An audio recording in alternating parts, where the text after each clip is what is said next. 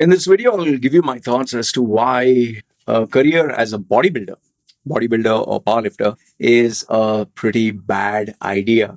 It is more like a kind of a career that has no future, or sorry to use this word, but it's more like career suicide. Okay, I'll give my thoughts. Feel free to comment down below and let me know yours. Now, very important before I do move further. I'm pretty aware of the fact that there are people who are bodybuilders, there are people who are coaches, there are people who run a business, there are people who make a living, and yes, there are people who are pretty well to do. It's not that there are no bodybuilders. In fact, you may not know this, but I am a very big fan of bodybuilding. I always watch the Mr. Olympia. I come from the Arnold days where we didn't have the internet, where the only photographs that we would get is Flex, Muscle Fitness, Muscle Mag. We used to get those magazines, and I used to look at each one. I used to look at the veins. I used to look at the muscles, and we. I come from a generation where we believe Arnold was natural. Bodybuilders all they never took steroids. It was all hard work. Eat chicken, eat eggs, eat meat, eat fish.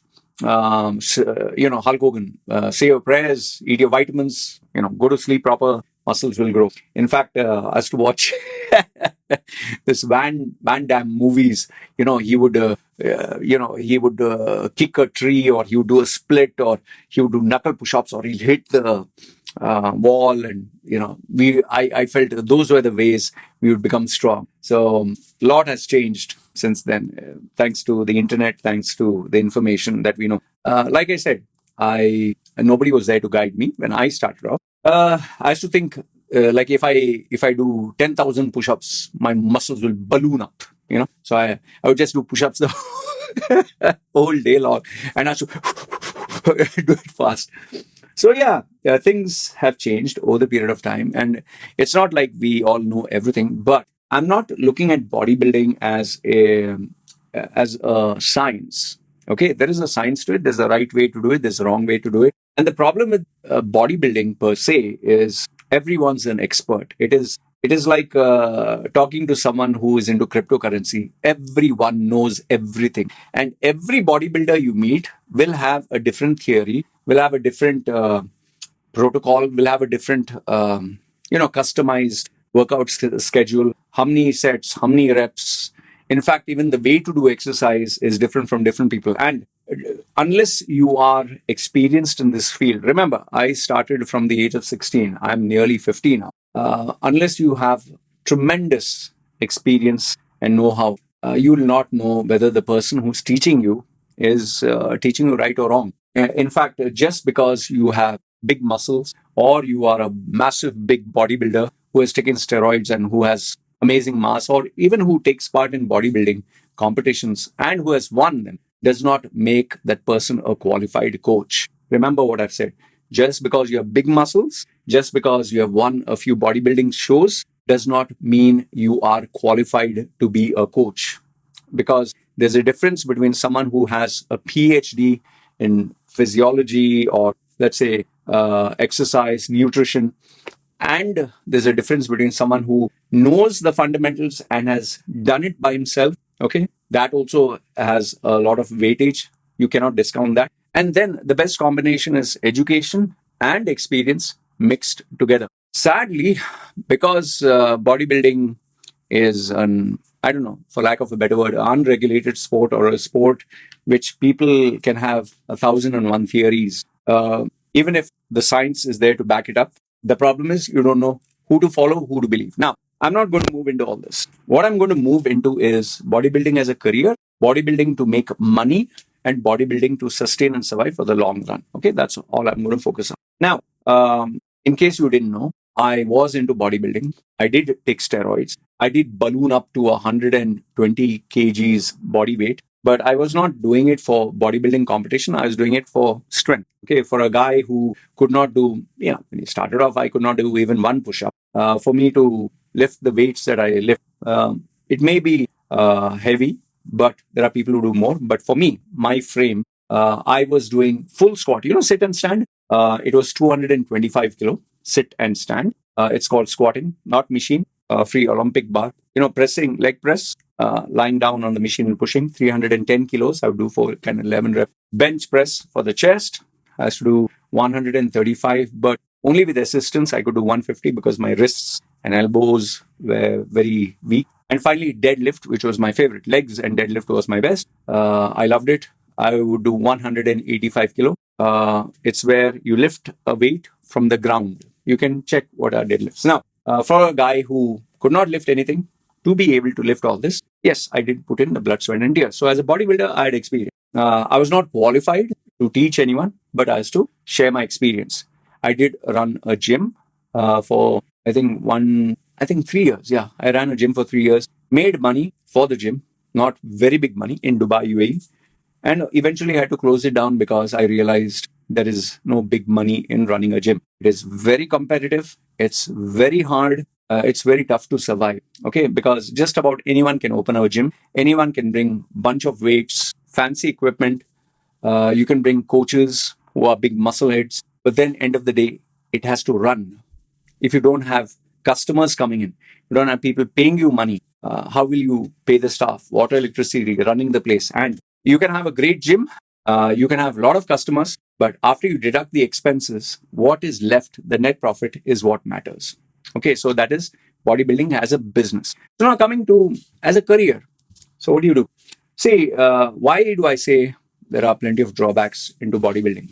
Number one is, obviously, this is without giving, bodybuilding is not a healthy sport. And you don't have to go very far. You just have to Google search how many bodybuilding deaths have been reported now. And it's all because of the abuse of steroids.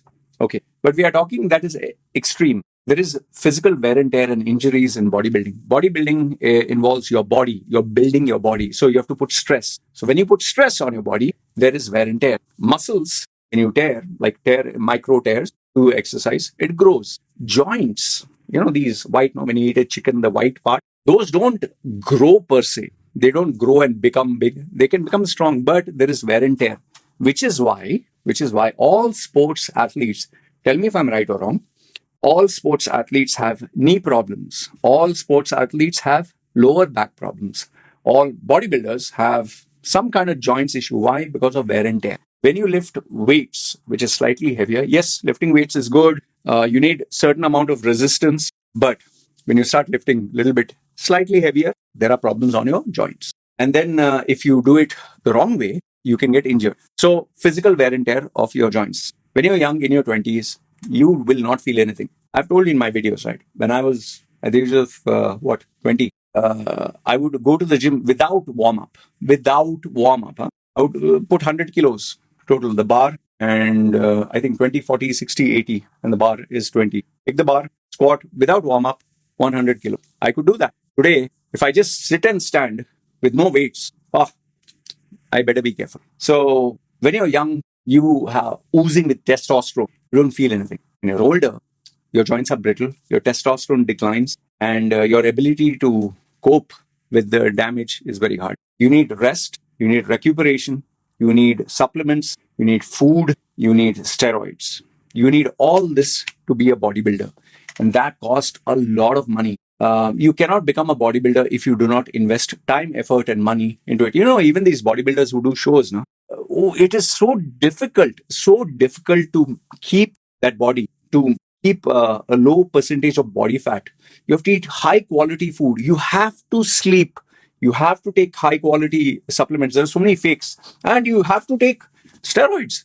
And good quality steroids, not steroids that you give animals. I've taken that because that was cheaper. If you actually take HGH, human growth hormone, it says, so human growth hormone, so we feel, that is the right way. No, there are other steroids you can use, which I don't want to get into. It is very expensive. Pharmaceutical grade steroids are very, very expensive. So you have food, sleep, training, supplements, steroids. All this cost money. And I can openly challenge you, when you start bodybuilding, all this that you spend money on, let's say, for example, let's say you're taking professional, you're going properly, $500. You spend $500 per month into all this. When you start your career in your 20s as a bodybuilder, nobody is going to give you a job and say you are a head coach. Nobody. They're just going to say you're going to be an assistant, or you're going to be a helper, or You can nowadays, there are so many influencers. They'll put Instagram, Facebook, they'll put Snapchat, they'll put short videos, they'll show their muscles like this. They look small, but they actually, when you see them live in person, it's bigger. But I can challenge you on this, that one is nobody's going to give you, like, he's a head coach. That takes years of experience, maturity. That is number one. Number two is, I don't think a 40, 50-year-old man or woman who wants to keep fit is going to go to a 20-year-old youngster and say, yeah, you be my coach, you guide me. They'll just look at it, who's this youngster? They would rather prefer to go to someone who has age and experience on their side, maturity. So that takes years to reach there. And then on top of that, you have to maintain it. You cannot have a pot belly. You cannot have fat hanging at the sides and then tell someone, yeah, I'm your gym coach, I'll help you. They'll look at you like, your own physique is not proper. What the hell are you going to coach me? That is how people judge you.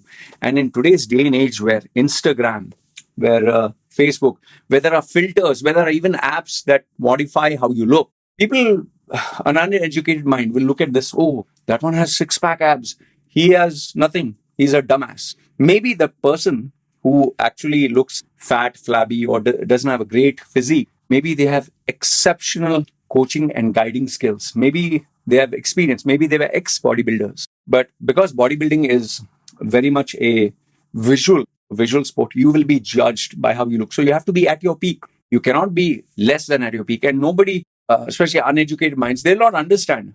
Oh, that guy takes so much of steroids. He's so big and you're so small. Maybe he knows more than you. That's how people judge. They don't have that education or that mentality. The next one, why bodybuilding is not a great career, is all the information that a coach is going to teach you is available online. Whether it's a right one, whether it's a wrong one. Today, ChatGPT, OpenAI, YouTube videos, free courses, influencers, Instagram, Facebook, Snapchat, all they just offer everything for free, from PDFs to books. So there's the people are spoiled for choice. So why should they come to you? And let's say, for example, you versus someone who looks very handsome or someone who looks amazing. The human bias comes into play and they'll be like, he looks average. This one looks better. That is also there. Sometimes some people would prefer a very sexy looking coach. Seriously, they actually prefer that over a person who has knowledge. And then you also have, remember this much, where bodybuilding, if you want to take it as a career, if you're going to live as a salaried employee, unless you have a very powerful, profile, amazing credential or list of achievements that attract a big audience to the gym or to you, it is very hard. I'll give you an example. When I ran the bodybuilding gym in UAE, my mother, through her contacts, she managed to get Mr. Universe, actual Mr. Universe Junior from India, and Mr. World or something Junior. Both were junior categories. Both were hardly 19 or 20. Young Malayali boys, Keralites, South Indians, who didn't speak English fluently, who knew their mother tongue Malayalam, a South Indian language, and knew broken, fragmented Hindi. English was kind of non-existent. And why I'm mentioning this is, that is why they didn't come for a very big salary. They came for $1,000 each. Okay, we are talking of nearly 20 years ago. So they came for $1,000 each salary. And along with their salary, we had provided them accommodation, just a bed space, food, average, and anything else they had to pay, supplements or steroids, everything they had to pay. So these two guys, big, oh my goodness, the muscle bellies and the size of this thing, they were very, you could make out from them, very young looking. No sooner that the news spread in our area that these two, Mr. World and Mr. Universe Junior, has come to our gym, people, all the South Indians, because we predominantly lived in a South Indian Muslim area where Indians were there, everyone came to the gym as if they are going to meet a superstar.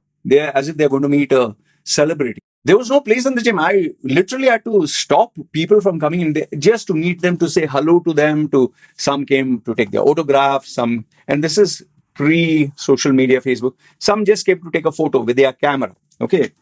Some had that flash camera, on their phone. Okay. So they all came and they took photos and they felt like superstars. And that was the first day, second day, third day. After that, it died off. Okay. And yes, we did get many new youngsters who wanted to be members who joined because of these guys. And we had made a kind of a very, very good deal with them that if you get people who come to you for one-to-one coaching, you'll pay a percentage to the gym in terms of, let's say, royalty. Rest you can keep it. But keep that part in mind, because that was the reason which resulted in problems later. Okay. So things were working out fine. However, after a few months, it kind of got to their head, because people brainwashing their brains, yeah. That, if you are much better than these owners, why do you need them? You can open your own gym. And they started, whispering in their ears, you have a big name and all that. And before you know it, some of the people who were training in the gym decided to open up a gym with them as partners. Obviously, who wants to work as an employee? So the sensible thing for them to do was to open up a gym. I'll tell you why I'm sharing all this part of the story. So they finally moved. They finally decided that we want to leave. And given the fact that, we can't force them. You can't force someone to be in the gym. You can't force someone to coach someone. So we realized, we can't do anything. And, we were not the type who wanted to put a ban on them. Those days, you could put a working ban, a labor ban, so they have to leave the country. So we didn't want to have bad blood with these people, and especially the investors. So we let them go. And they immediately signed a partnership and opened up a gym a couple of blocks away. Okay. Now, remember, we bought them. They finally joined another gym. They joined another gym, and everyone was like buzzing. Wow, what a new gym. We had taken a gym which was secondhand and we purchased it. But this new gym was brand new, totally brand new equipment, everything. By the way, I should have gone there, but because my mom that time said, don't bother to see their gym. Our gym was very large. We had taken 2 floors. They had taken only a smaller place, but all the latest equipment. And everyone predicted, oh, your gym is going to close down. Everyone is going to go there. But we kept quiet. I used to work very, very hard in the gym because I loved the business. I was very passionate about it. And I even went ahead and took permission to open the gym 24 hours, full night. For those who wanted to come and train in the night. There were many Arab locals who wanted to train in the night.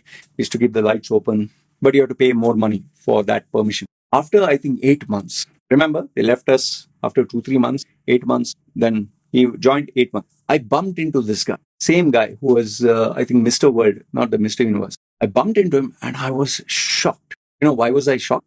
I was shocked because this guy who was so big had lost 50% of his size. And why did he lose his size? Was because now that he was a business partner, he was responsible to get business, to get revenue for the gym. And he thought just by his name alone, Mr. World, Mr. Universe, people would rush to come to the gym and join the gym. Little did he know that people only came just to take a photograph, feel good, meet the superstar, and then get bored. To actually want to work in the gym, you need to have drive, you need to have determination, you need to have money, you need to have time. And what he quickly realized is, in Dubai, the place where we were operating, Sharjah actually, people were only free in the evenings because whole day morning they would work. And the ones who would pay money to come to the gym were all working class professionals, were people in their 30s, 40s, that kind of age group.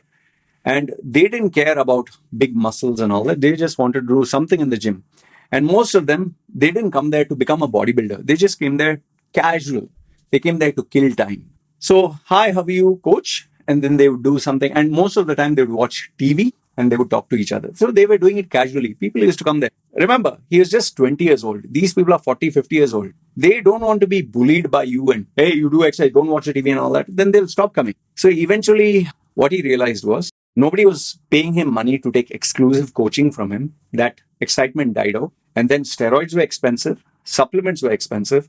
And because he was a partner, is responsible for the business, and that stress kind of started to get to him. And when you don't take steroids, you can't maintain the quality of muscle and size. And on top of that, being a businessman, he had to go door to door to get customers. He had to convince people. And because of that, he lost all his gains. He was not as big. Before, he only had to train. And eventually, it didn't work out.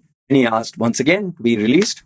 And then what he found out, and the partners found out, is even though they purchased equipment, they paid the rent, when there was not enough footfall, they decided to close down the business. So now he was without a job. And that's where he came to meet me to ask, is there any job? Is there anything?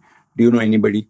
I was polite with him. I was not rude to him because he was still young. I said, we already got another gym coach, 2 or 3, which I kind of trained. They were big. They were not famous names. They didn't know English. So it was very easy to recruit them. And some of them didn't even have big muscles, but they were very friendly and people liked them. That's why they came to the gym. So I took them as assistants and coaches and all that. So he realized, I missed out on an opportunity. And then he tried applying for other jobs. He applied everywhere. What he unfortunately realized is no matter where he went, they paid him less than what we were paying him. That was number one. Second one, they wanted him to know Arabic because those days in Sharjah, Arabic was important. He didn't know Arabic, he wouldn't get customers, and he couldn't guarantee business. Those days, Instagram was not there, Facebook was not there. So he could only put flyers. But who the hell wanted to come and train under him? And so he struggled.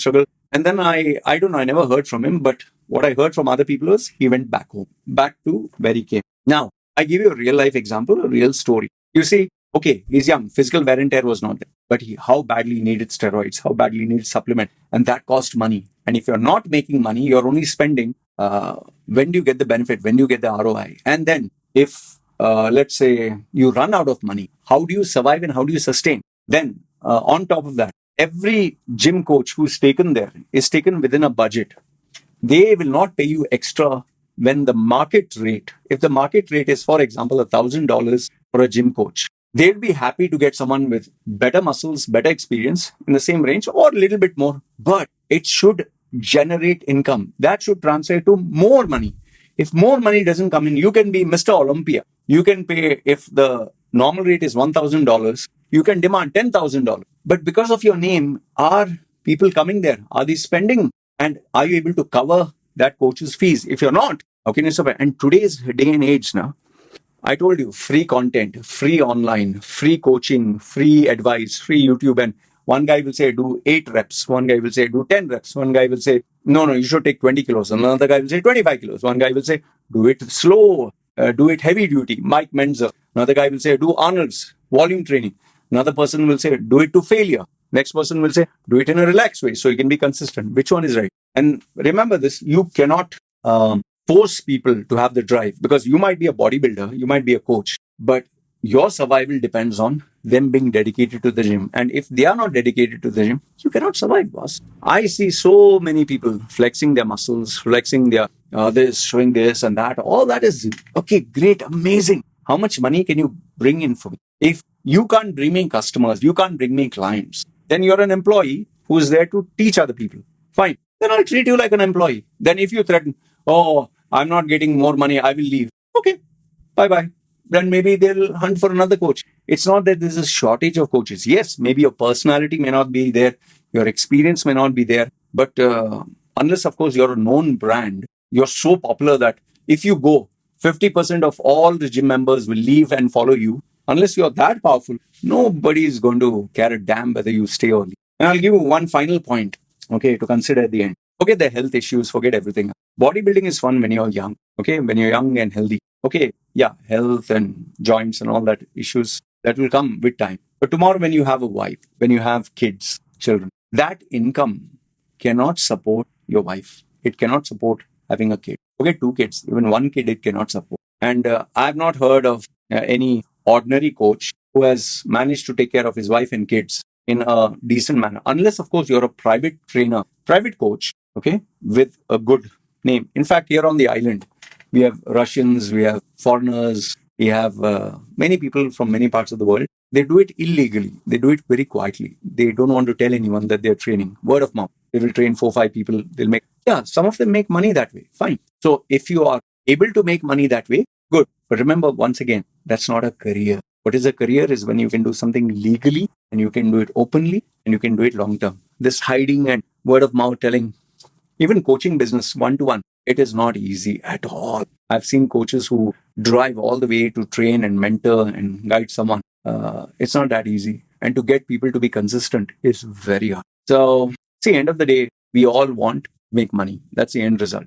We want to do what we love, what you're passionate about, but we need to make money out. And if your existence depends on other people willing to pay you money, then it's a non-stop grind. And bodybuilding is not so exclusive that the information or the knowledge you have, nobody else has. And living in a day and age where information online is available for free, almost everyone feels they know everything about bodybuilding. And I would just conclude by giving you this. Today you have bodybuilding, powerlifting, calisthenics, yoga, what is that?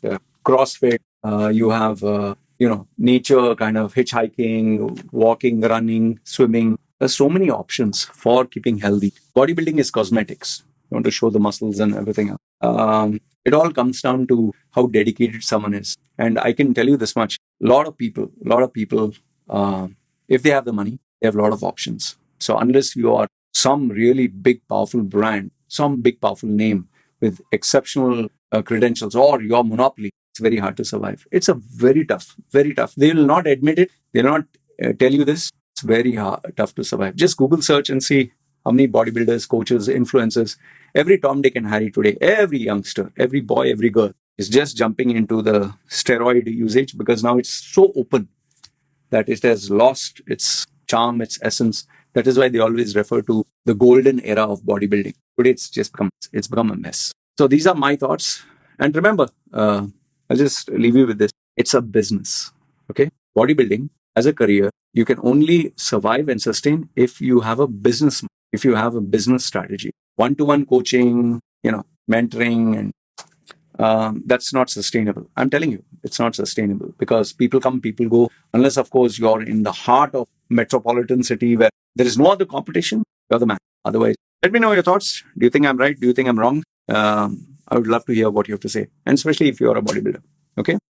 Guys, you take care. This is me signing off.